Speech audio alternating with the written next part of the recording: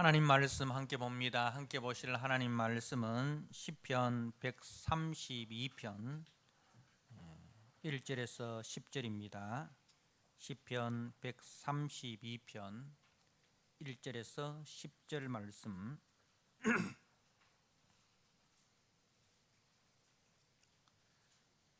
주신 말씀을 봉독드립니다.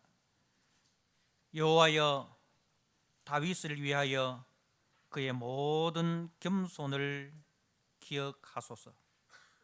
그가 여호와께 맹세하며 야곱의 전능자에게 서원하기를, 내가 내 장막집에 들어가지 아니하며 내 침상에 오르지 아니하고 내 눈으로 잠들게 하지 아니하며 내 눈꺼풀로 졸게 하지 아니하기를, 여호와의 처소 곧 야곱의 전능자의 성막을 발견하기까지 하리라 하였나이다. 우리가 그것이 에브라다에 있다 함을 들었더니 나무 밭에서 찾았도다. 우리가 그의 계신 곳으로 들어가서 그의 발등상 앞에서 엎드려 예배하리로다. 여호와여, 일어나사 주의 권능의 교회와 함께 평안한 곳으로 들어가소서. 주의 제사장들은 의를 옷 입고 주의 성도들은 즐거이 외칠지어다. 주의 종 다윗을 위하여 주의 기름 부음 받은 자의 얼굴을 외면하지 마옵소서. 아멘. 하나님 아버지, 감사합니다. 우리로 하여금 이 땅에 살지만 그러나 우리의 마음이 저 높은 곳을 향하게 하심을 감사합니다. 우리가 이 땅에서는 잠시 나그네로 살아가지만 우리의 본향이 하나님께 있음을 알고 이 땅을 사는 동안 하나님이 주신 사명을 감당하고 하나님이 주신 그 삶을 아름답게 살다가 또 우리가 들어갈 그 본향으로 우리가 나아갑니다. 하나님 아버지, 오늘 또 주신 말씀을 통해서 우리가 이 땅에서 주어진 사명을 잘 감당케 하시고 또 그 사명을 감당한 이후에 들어갈 영광의 나라를 소망하는 복된 은혜 시간 되게 하여 주옵소서. 예수님께 하신 이름으로 기도드리옵나이다. 아멘. 오늘 시편 132편 1절에서 10절의 말씀, 다윗의 맹세라는 제목으로 주신 말씀을 함께 나누고자 합니다. 오늘 본문 말씀은 이제 성전에 올라가는 노래, 우리가 120편, 시편 120편에서 시편 134편 15편이 이제 성전으로 올라가는 노래입니다. 그 중에서 오늘 132편은 13번째 노래입니다. 그리고 그 15편의 성전으로 올라가는 노래 중에서 오늘 본문이 가장 긴 본문입니다. 이 132편은 누가 언제 기록했는지는 나타나지 않지만은 다윗의 성전 건축에 대한 열망과 또 하나님과 다윗의 이 맺은 언약이 나타나고 있으며 또 솔로몬이 성전을 건축하고 봉헌 드릴 때에 드린 기도와 비슷한 부분이 있기 때문에 여러 학자들은 솔로몬이 지은 것으로 그렇게 보고 있습니다. 자, 성전으로 올라가는 노래는 제가 처음에 이 성전으로 올라가는 노래를 시작하면서 말씀을 드렸습니다만은 다시 한번 기억을 돕기 위해서 말씀을 드립니다. 이 성전으로 올라가는 노래는 이제 바벨론 포로에서 이제 고레스 왕의 칙령에 의해서 예루살렘으로 돌아갈 자들은 돌아가도 좋다라는 이제 그 고레스 왕의 칙령에 따라서 예루살렘으로 다시 이 귀환하는 자들이 이제 바벨론에서 예루살렘으로 돌아오는 길에 부른 노래라는 그러한 설이 있고, 그리고 또 하나는 이제 유대인들은 성경 말씀에 의해서 1년에 3차례 유월절과 맥추절과 수장절 3대 절기에 예루살렘 성전으로 올라가서 예배하는 이제 말씀을 따라서, 그래서 성전 순례자들이 이 성전을 순례하기 위해서 올라오는 길에 부른 그런 노래라는 그런 이제 주장이 있습니다. 둘 다 이제 하나님의 성전을 사모하고, 그죠? 하나님의 성전을 사모하고 하나님 중심으로 살아가겠다라는 그런 성도들의 열심, 그래서 이 땅에 일을 내려놓고 하나님을 향한 그 사랑과 하나님을 향한 열심과 하나님께서 지금까지 베풀어 주신 그 은혜를 기억하고 다시 은혜의 자리로 나아가면서 부른 노래라, 그렇게 할 수 있습니다.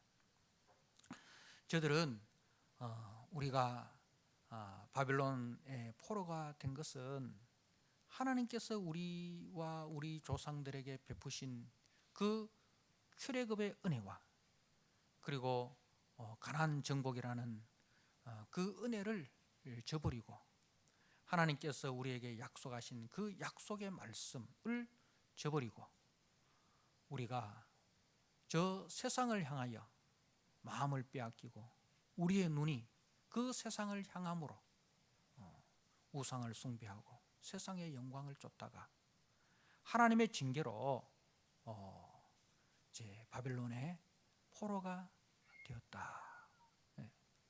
이제 하나님의 은혜로 그 징계의 시간들이 끝이 나고 이제 하나님을 마음껏 예배할 수 있는 은혜가 주어졌음을 이제 기억하면서 다시 사명에 충성할 것을 다짐하면서 순례의 길을 오르고 있습니다.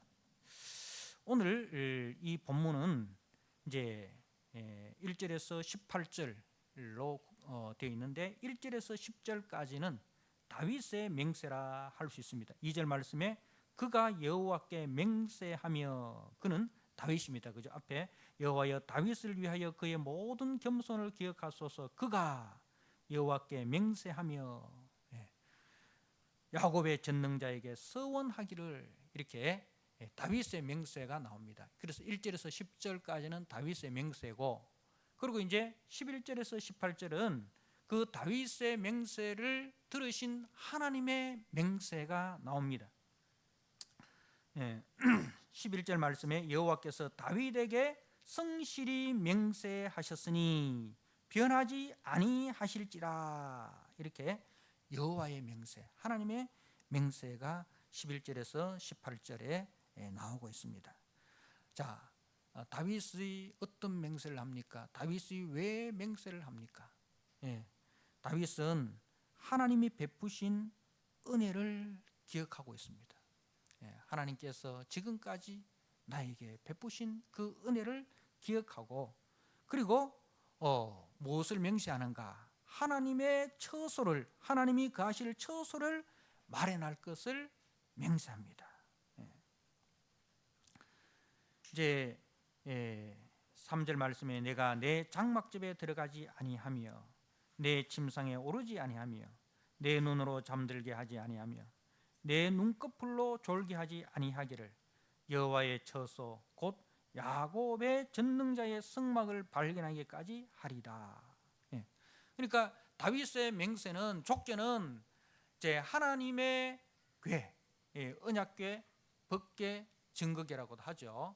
하나님 임재의 상징인 그 하나님의 법궤를 예루살렘으로 옮기는 것, 그것이 이제 좁게는 그것이고 또 넓게는 이제 그 하나님의 법궤가 안치될 성전을 짓는 것, 그것이 이 다윗의 맹세입니다.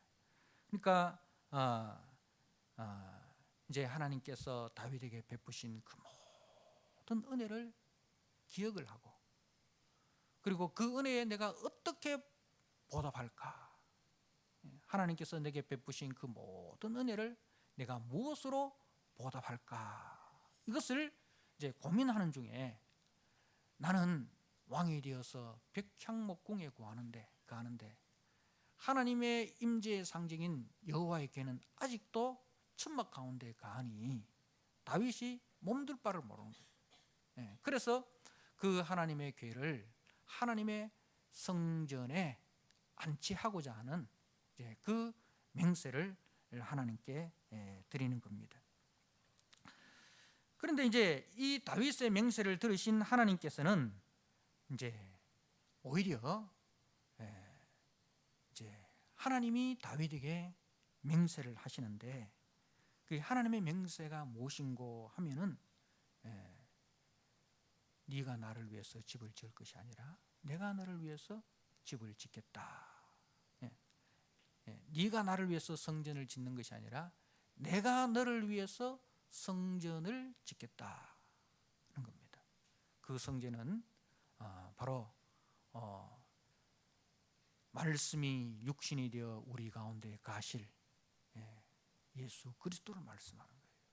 그래서 그 예수 그리스도 안에서, 그죠? 예수 그리스도의 그 대속의 은혜 안에서 우리가 하나님과 함께 거할 수 있는 거예요.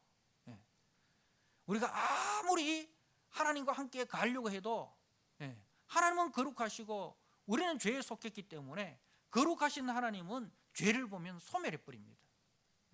그것이 이제 거룩하신 하나님의 속성이에요. 그래서 하나님이 우리를 가까이 하려고 해도 우리가 죄 아래 거하고 있는 이상, 우리가 죄의 옷을 입고 있는 이상 하나님과 함께 거할 수가 없는 거예요. 그래서 하나님께서 이제 너가 나를 위해서 집을 짓는 것이 아니라 내가 너를 위해서 집을 짓겠다.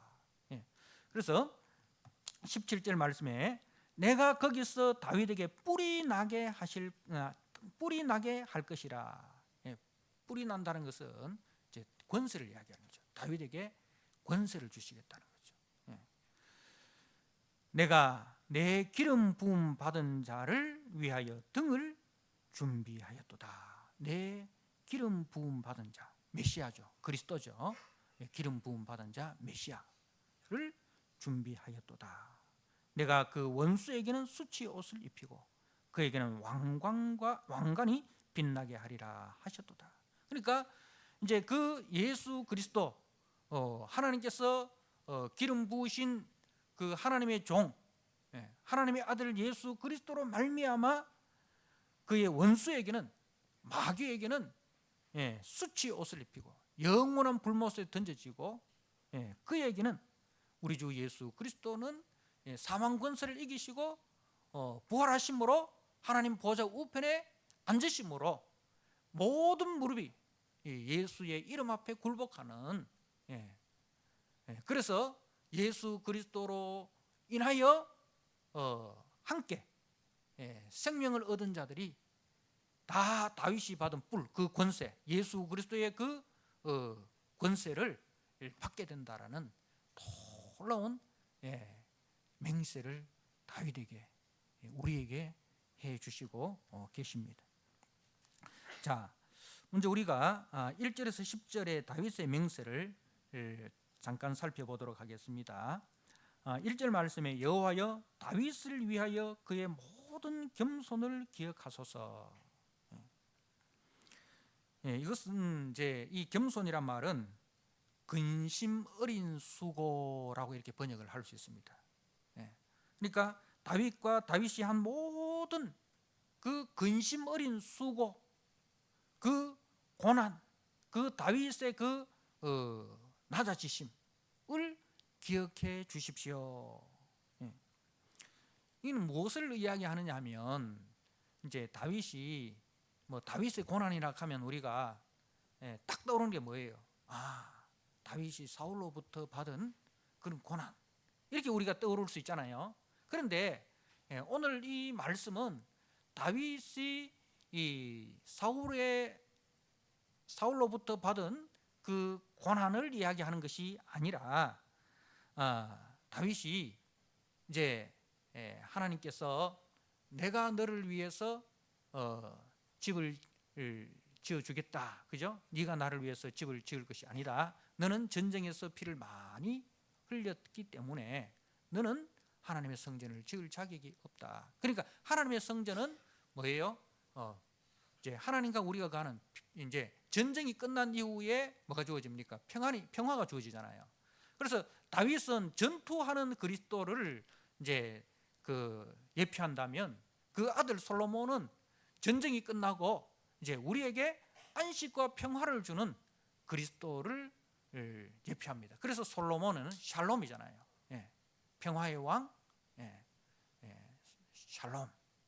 이게 이제, 그래서 다윗이 전쟁에서 피를 많이 흘리기 때문에 이 말은 다른 의미가 아니고, 다윗의 역할은 전투하는 그리스도, 죄와 싸우는 그리스도의 그 역할이, 그 모습을 보여주는 역할이라면, 이제 솔로몬은 어떤 역할이냐면, 전쟁이 끝난 이후에 선한 싸움 다 싸우고 이제 우리에게 주어질 그 평화, 그 영광을 이제 예표하는 인물이라는 거죠. 그래서 성전은 무엇을 이제 우리에게 주느냐? 성전은 하나님과 하나님의 백성이 함께 거하는 것이란 말입니다. 어떻게 우리가 갈 수 있습니까?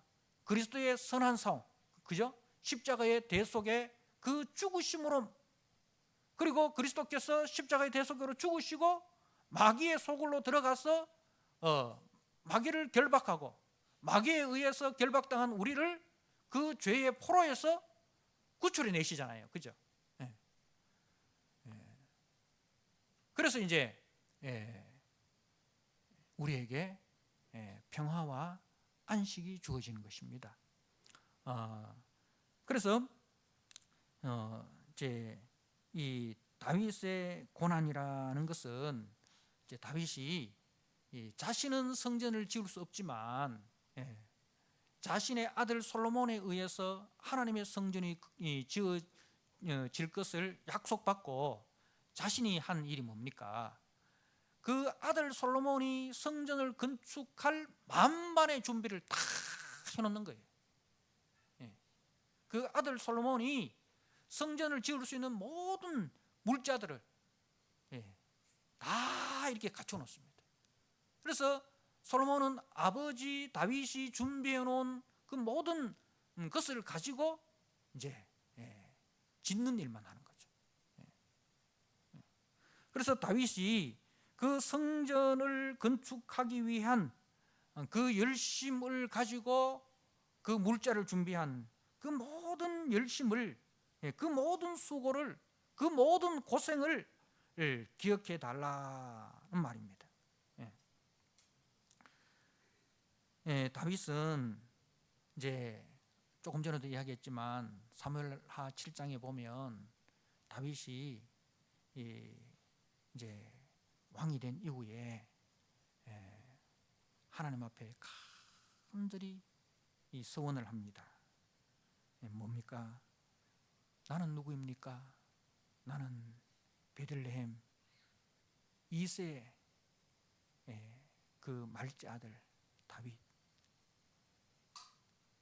전혀 왕이 될 수 없는 그런 신분 아닙니까? 사무엘이 와서 다 이렇게 첫째부터 쭉 기름, 이 사람이 보니까 하나님 마음에 합한 자다. 그러니까 하나님 아니다 다 지나가지 않습니까? 근데 다 지나고 없어요. 다윗은 그 자리에도 초청 받지 못했다 이 말입니다. 그게 아버지가 생각하기에 야는 아닐 거야. 근데 하나님께서 그 다윗을 이제 그야말로 우리말로 점 찍어 놓으신 거 아닙니까? 그죠? 그래서 다윗에게 기름을 붓고 그리고 그 이후에 이제 블레셋과의 전투가 일어났을 때 형들이 그 전투에 참전하고 자기는 아직 어려서 참전을 못합니다. 그 아버지의 심부름으로 형들이 먹을 것, 입을 것을 공급해 주러 전쟁터에 나갔는데 거기서 보니까 기가 막힌 일이 일어나고 있지 않습니까? 하나님의 백성이, 하나님의 군대가 저 할례받지 못한 블레셋 군대에 의해서 수치와 모욕을 당하고 하나님의 이름이 멸시를 당하는데 아무도 거기에서 의분을 갖고 일어나는 사람들이 없고 다 고개를 푹 숙이고 듣고만 있는 그 현장을 보고 다윗이 하나님의 열심으로 만군의 여호와의 이름으로 나아가지 않습니까? 그래서 골리앗을 이깁니다. 하나님의 은혜죠. 하나님의 은혜죠. 다윗과 골리앗은 그야말로 이길 수 없는 전쟁 아닙니까? 하나님의 은혜입니다. 자, 그런데 그때부터 고난이 시작되는 거죠. 사울이 다윗을 시기하고 질투해서 다윗을 죽이기로 결심을 합니다. 그래서 더 이상 다윗은 그 이스라엘 땅에 발붙일 곳이 없어서 블레셋 땅으로 피난을 하고 거기서 죽을 뻔한 위기에 침을 질질 흘리면서 미친 채 해가지고 겨우 살아남는, 그죠? 그런 가운데서 이제 유다 지파의 왕이 되고, 그리고 마침내 때가 되어서 예루살렘 이제 이스라엘 12지파의 왕이 되고, 그리고 그 여부스 족속이 차지하고 있는 그 예루살렘 시온성을, 난공불락의 그 시온성을 하나님의 은혜 가운데 정복을 하고 그 시온성을 다윗성이라 이름하고, 그죠? 통일 이스라엘의 수도로 삼았습니다. 그리고 백평목으로 궁궐을 짓고 가는데 가만히 생각해 보니까 이제는 전쟁이 끝나고 평화의 시기가 도래했는데 보통 사람들이 어떻습니까? 평화의 전쟁이 끝나고 평화의 시기가 도래하면 마음껏 이제 즐기게 되지 않습니까? 옛날에 성군이라 불렀던 사람들도 나중에 되면 말년에 가면 다 이렇게 타락합니다. 그죠? 그런데 다윗은 그렇지 않았습니다. 다윗은 오히려 마음이 불편했습니다. 왜 그랬습니까? 자신은 백향목 궁궐에 거하는데 자신에게 은혜를 베푸신 그 하나님은, 그 하나님 임재의 상징인 언약궤는 여전히 천막 가운데 거하는 것에 대한 죄송한 마음이 있었습니다. 여러분, 다윗의 위대한 점이 바로 여기 있습니다. 대부분 사람들은 자신이 목적한 것을 이루고 그 정상에 도달하면 과거를 잊어버립니다. 과거를 다 잊어버려요. 현재의 풍요에 빠져서 과거를 다 잊어버립니다. 그러나 다윗은 나의 나된 것은 오직 주님의 은혜입니다. 나의 나된 것은 오직 주님의 은혜입니다. 이 은혜를 늘 기억하고 살아간다는 거예요. 여러분, 우리 자신을 한번 돌아보십시오. 나의 삶도 다윗의 삶과 같이 그 어려운 시기가 있었지 않습니까? 그 힘들고 어려운 눈물의 골짜기들이 다 있었지 않습니까? 그 눈물의 골짜기를 지나고 이제는 평화의 시기가 도래해서 참 먹고 살 만한 때가 되었습니다. 과연 나는 지금까지 지내온 것 주의 크신 은혜라, 그 찬송이 나의 노래가 되어서 날마다 하나님께서 베푸신 은혜를 기억하고 감사하고 있습니까?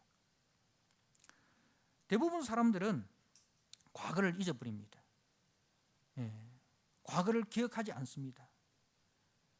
오히려 그 과거의 자신과 함께 힘들고 어려운 시기를 보냈던 그 동고동락했던 전우들을 잊어버리거나 아니면 이제는 그게 걸림돌이 되기 때문에 토사구팽시켜버립니다. 그죠? 토사구팽. 전쟁 때는 필요했지만, 사냥개가 전쟁에서는 필요했지만 전쟁이 끝난 이후에는 필요가 없는 불편한 존재가 되어버렸어요. 그 공신들의 결국이 안 좋아요. 그게 사람입니다. 은혜를 저버리거나 아니면 더 나아가서 은혜를 원수로 갖기도 합니다. 자신의 힘만으로 이루었다라고 주장하고 자기만 그 영광을 누리려고 합니다. 대표적인 사람이 사울이었습니다. 사울은 하나님의 은혜로 왕이 되었습니다. 그죠? 사울이나 다윗이나 똑같이 이 하나님의 사람 사무엘에 의해서 기름 부음을 받고 왕이 되었습니다. 똑같이 하나님의 은혜로 왕이 되었습니다. 그러나 사울은 왕이 된 이후에는 하나님의 은혜를 기억조차 하지 않습니다. 하나님의 언약궤를 방치하고 한 번도 하나님의 궤 앞에서 묻지도 아니하였다라고 역대상 13장 13절 말씀에 기록을 하고 있습니다. 그리고 다윗의 도움으로 그 블레셋의 골리앗을 물리치고 대성을 거뒀지 않습니까? 그런데 적이 사라지자 다윗을 시기해서 그 다윗을 죽이기 위해서 온 국력을 소모하였습니다. 여러분, 우리는 어려운 때를 함께 지내왔던 그 형제들을 잊어서는 안 됩니다. 그 어려웠을 때 나와 함께 했고 나에게 도움을 주었던 사람들을 결코 잊어서는 안 됩니다. 그리고 내 어려운 때를 지켜주시고 보호해 주시고 여기까지 이르게 해주신 하나님의 은혜를 절대로 우리는 망각해서는 안 됩니다. 지금 이스라엘이 바벨론 포로가 되었던 이유가 어디에 있습니까? 저들은 하나님의 은혜로 출애굽하였고 하나님의 은혜로 가나안 땅을 기업으로 얻었음에도 불구하고 하나님과의 맺은 언약을 헌신짝 버리듯이 다 버리고 이방 나라의 우상을 숭배하고 그 이방 나라에 보이는 영광을 따라가다가 하나님의 징계로 바벨론 포로가 되었습니다. 지금 바벨론 포로에서 돌아오는 자들은 다시 은혜의 자리로 나아가겠다라고 맹세한 자들입니다. 저들은 바벨론에서 돌아오면서 다윗의 맹세를 기억합니다. 다윗의 맹세를 기억합니다. 다윗은 하나님으로부터 받았던 그 은혜를 기억하고 그 은혜에 합당한 헌신을 하기 위해서 그렇게 맹세를 했다. 그러나 우리와 우리 조상들은 다윗이 맹세한 그 맹세를 저버리고 하나님의 은혜를 저버리고 보이는 영광을 쫓기 위해서 보이지 않는 하나님의 영광을 저버렸다. 보이는 세상을 바라보다가 보이지 않는 하나님의 말씀을 저버렸다. 그래서 다시 은혜의 자리로 나아가자. 저들은 이렇게 고백을 합니다. 우리는 다시 하나님의 은혜로 살아갑니다. 우리는 다시 하나님의 말씀을 따라갑니다. 우리는 다시 하나님의 영광을 위해 살아갑니다. 우리는 다시는 눈에 보이는 세상 영광을 위해 보이지 않는 하나님의 영광을 놓치지 않겠습니다. 우리는 다시 이 땅의 거룩한 제사장으로 하나님의 은혜와 하나님의 사랑을 증거하는 자로 살아가겠습니다. 사랑하는 성도 여러분, 올 한 해를 마무리 지으면서 다윗의 맹세 그리고 오늘 성전으로 올라가는 자들의 그 맹세가 우리의 맹세가 되어서 하나님 앞에 서는 그날까지 하나님의 은혜를 기억하고 그 은혜에 합당한 삶으로 끝까지 선한 싸움 싸우는 저와 여러분 되시기를 주님의 이름으로 부탁드립니다. 아멘. 하나님 아버지, 오늘 다윗의 맹세를 기억합니다. 대부분 사람들은 어렵고 힘든 시기가 지나고 평화의 시기가 도래하면 그 어려운 시기에 함께했던 친구들을 저버리고 하나님의 은혜를 저버리고 자신의 힘으로 여기까지 올라온 것인 양 그렇게 자기 영광만을 내세웁니다. 그러나 다윗은 그러하지 아니하였습니다. 지금까지 지내온 그 모든 것이 하나님의 은혜인 줄 알고 그 은혜에 합당하게 살아가기 위하여 몸부림치고 발버둥쳤던 그 다윗의 맹세를 우리가 기억하게 하여 주옵소서. 지금 성전으로 올라가는 자들이 그 다윗의 맹세를 기억하고 다윗의 맹세가 자신들의 맹세가 되어야 한다는 것을 기억하고 그 다시 은혜의 자리로 맹세의 자리로 나아갑니다. 여기 모인 우리 모든 성도들 지금까지 지난 모든 하나님의 은혜를 기억하고 다시 은혜의 자리로 나아가게 하시고 다시 헌신의 자리로 나아가게 하시고 다시 맹세의 자리로 나아가는 저들이 되게 하여 주옵소서. 예수님께 하신 이름으로 감사하며 기도드리옵나이다.